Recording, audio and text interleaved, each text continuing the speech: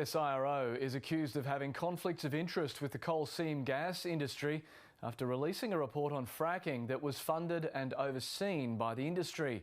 The report, which has been used to claim that fracking is a safe method of extracting gas, has been criticised for testing just 6 wells out of the 19,000 in Queensland. Scientists say the results aren't conclusive.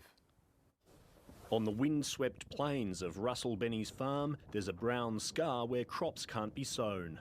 Okay, so this is what a plugged and abandoned exploration well site looks like years later. He says nearby gas extraction could also affect his water supply. We had a visit from the gas companies. They were operating on neighbouring properties and they told us that that water board was going to start spewing gas as a result of their operations next door. The qualified statistician isn't surprised a gas company helped pick 6 wells for the CSIRO to test. When you start to selectively sample populations, yeah, you can prove anything. The Gas Industry Social and Environmental Research Alliance, or GISERA, is a joint research venture by the CSIRO and 5 major coal seam gas companies. The CSIRO says the assessment of the 6 Queensland wells is the most chemically detailed study of a CSG field in Australia. Researchers spent months in the field investigating the air, soil and water.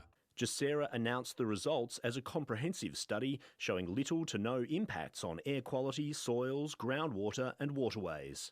There's 19,000 CSG wells in Queensland, and this research only looked at 6 wells, which is a tiny sample size. In fact, it's got a margin of error of around 40%. Well, the report just doesn't pass the pub test. 6 is just too small a sample out of 19,000 wells to have any confidence in the results. A former chief scientist of Australia says there are issues with how those wells were selected. It is a report that was written essentially for the gas industry, was funded by the gas industry.